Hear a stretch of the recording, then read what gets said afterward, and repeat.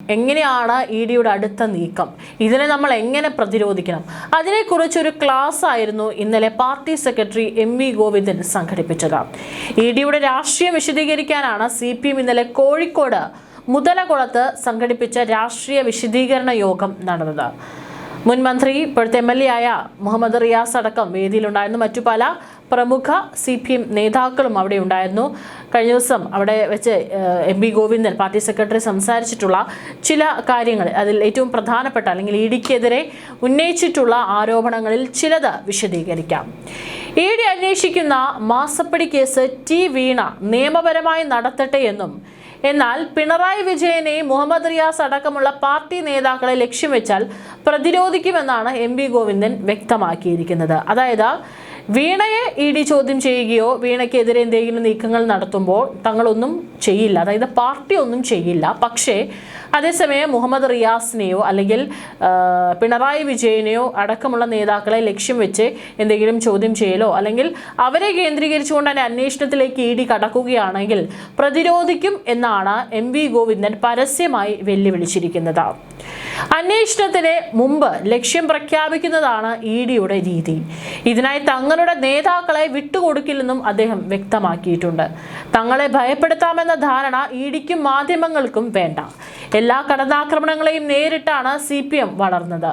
Arrest ചെയ്യുന്നവരെ സംശയത്തിന്റെ പുകമറയിൽ നിർത്തുക എന്ന രാഷ്ട്രീയ ലക്ഷ്യത്തോടെയാണ് ഇ ഡി കേസ് അന്വേഷിക്കുന്നത്. ഇതിനായി അന്വേഷണത്തിന് മുമ്പേ ലക്ഷ്യം പ്രഖ്യാപിക്കുന്ന രീതിയാണ് ഇ ഡിക്കുള്ളത്. BJP-കാരാണെങ്കിൽ കേസില്ല എന്നതാണ് ഇ ഡിയുടെ നിലപാട്. ഇ ഡി കൈകാര്യം ചെയ്യുന്ന കേസുകളിൽ 95% BJP ഇതര രാഷ്ട്രീയക്കാർക്കെതിരെയാണ്. രാഷ്ട്രീയ പകപോക്കലിന്റെ ഭാഗമായി അരവിന്ദ് കെജ്രിവാളിനെ ഇ ഡി 113 ദിവസം ജയിലിൽ കിടത്തി. എന്നാൽ ഇ ഡി BJP-ക്കെതിരെ കേസെടുക്കില്ല. ഹവാല ആരോപണങ്ങളും ഇ ഡി ഉണ്ടാക്കിയതാണ്. വീണയുടെ കേസിൽ പാർട്ടി ഇടപെടുന്നില്ല. എന്നാൽ മുഹമ്മദ് റിയാസിനെ ഉൾപ്പെടുത്താൻ ശ്രമിച്ചാൽ പാർട്ടി പ്രതിരോധിക്കും. റിയാസിനെയും നിഖിലിനെയും കേസിൽ ഉൾപ്പെടുത്തിയാലും CPM കീഴടങ്ങില്ല. കരുവന്നൂർ കേസും വിചിത്രമാണ്. CPM നേതാക്കളെ കേസിൽ ഉൾപ്പെടുത്താൻ ശ്രമിച്ചു. AC മൊയ്തീനെയും K രാധാകൃഷ്ണനെയും M വർഗീസിനെയും പ്രതിയാക്കി എന്നും എം.വി. ഗോവിന്ദൻ പറഞ്ഞിട്ടുണ്ട്. അതായത് ഇ ഡി ഇപ്പോൾ നടത്തുന്നത് രാഷ്ട്രീയ നീക്കമാണ്, അല്ലെങ്കിൽ രാഷ്ട്രീയ ശത്രുതയാണ് ഇപ്പോൾ തങ്ങളോട് കാണിക്കുന്നത് എന്നാണ് ഇന്നലെ എം.വി. ഗോവിന്ദൻ അവിടെ പ്രസംഗത്തിൽ എടുത്തു പറഞ്ഞിരിക്കുന്നത്. കഴിഞ്ഞ നിയമസഭാ തെരഞ്ഞെടുപ്പിൽ മണ്ഡലത്തിലേക്ക് 4.5 കോടി എത്തിയെന്ന് അടുത്തിടെ PC ജോർജ് പറഞ്ഞിരുന്നു. അപ്പോൾ അത് കള്ളപ്പണമല്ലേ? കേരളത്തിലെ A ക്ലാസ് മണ്ഡലങ്ങളിൽ കോടിക്കണക്കിന് രൂപയുടെ കള്ളപ്പണം BJP എത്തിച്ചു. ചാക്കിൽ കെട്ടി പണം BJP ഓഫീസിൽ എത്തിച്ചുവെന്നാണ് ഒരു BJP നേതാവ് പറഞ്ഞത്. എന്തുകൊണ്ട് അദ്ദേഹത്തെ ഇ ഡി ചോദ്യം ചെയ്യുന്നില്ലെന്നും CPM സംസ്ഥാന സെക്രട്ടറി ചോദിക്കുന്നുണ്ട്. ഇ ഡി അന്വേഷിക്കുന്ന കേസ് വീണ നിയമപരമായി തന്നെ നടത്തട്ടെ എന്നാണ് തങ്ങളുടെ തീരുമാനം. എന്നാൽ ഇ ഡിയും മാധ്യമങ്ങളും ശ്രമിക്കുന്നതും ഇതിനല്ല.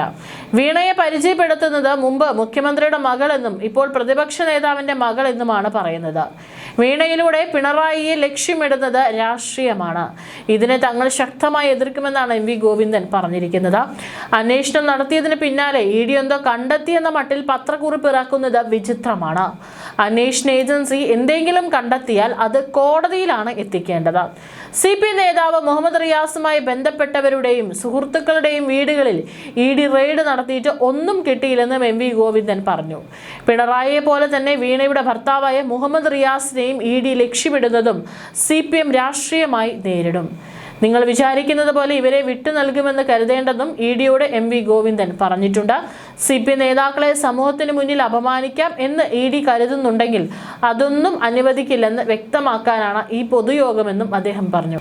മാധ്യമങ്ങളുടെ ചീട്ട് CPM-ന് വേണ്ടെന്നും അവരുടെ തണലിലല്ല പാർട്ടി വളർന്നതെന്നും സംസ്ഥാന സെക്രട്ടറി ഇന്നലെ നടന്ന യോഗത്തിൽ പറഞ്ഞിട്ടുണ്ട്. അതായത് കൃത്യമായിട്ട് ഇനി എന്താണ് പാർട്ടി ഇതിനെതിരെ എടുക്കാൻ പോകുന്ന നടപടി എന്നുള്ളതിനെ കുറിച്ചാണ് പറയാൻ പോകുന്നത്. ഒരുപക്ഷെ മെയ് അവസാനം പിണറായി വിജയൻ താമസിച്ചിരുന്ന വസതിയിൽ ഇ ഡി റെയ്ഡിനെത്തിയപ്പോൾ പുറത്ത് CPM പ്രവർത്തകർ ഇ ഡി ആക്രമിച്ചതുപോലെയുള്ള നടപടികളിലേക്കൊക്കെ ഇനി CPM കടക്കുമോ എന്നുള്ളതും ഇപ്പോൾ പാർട്ടി സെക്രട്ടറിയുടെ വാക്കുകളിൽ നിന്ന് വ്യക്തമാണ്. കാരണം ഇനി പിണറായി വിജയനെതിരെയോ അല്ലെങ്കിൽ മുഹമ്മദ് റിയാസിനെതിരെയോ ഒരു നടപടി ഉണ്ടായാൽ തീർച്ചയായിട്ടും പ്രതിരോധിക്കും എന്ന് തന്നെയാണ് അദ്ദേഹം പരസ്യമായി പറഞ്ഞിരിക്കുന്നത്. അതായത് ഒരു പോർമുഖം ഇവിടെ തുറക്കപ്പെടുന്നു എന്നുള്ള ഒരു ആഹ്വാനം കൂടിയാണ് ഇപ്പോൾ പാർട്ടി സെക്രട്ടറിയുടെ ഭാഗത്തു നിന്നും ഉണ്ടായിരിക്കുന്നത്. CMRL എക്സാലോജിക് സാമ്പത്തിക ഇടപാട് കേസിൽ എൻഫോഴ്സ്മെന്റ് ഡയറക്ടറേറ്റ് നടത്തിയ പരിശോധനകൾക്കും തുടർന്ന് പുറത്തുവിട്ട വാർത്താക്കുറിപ്പിനുമെതിരെ CPM ശക്തമായി രംഗത്തെത്തിയതോടെ പുതിയ പോർമുഖം തുറന്നിരിക്കുകയാണ്.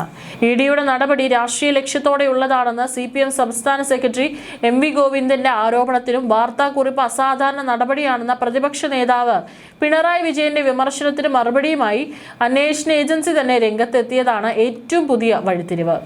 റെയ്ഡിന് പിന്നാലെ കണ്ടെത്തലുകൾ വിശദീകരിച്ച് വാർത്താക്കുറിപ്പ് ഇറക്കുന്നത് സ്വാഭാവിക നടപടിയാണെന്നാണ് ഇഡിയുടെ വിശദീകരണം.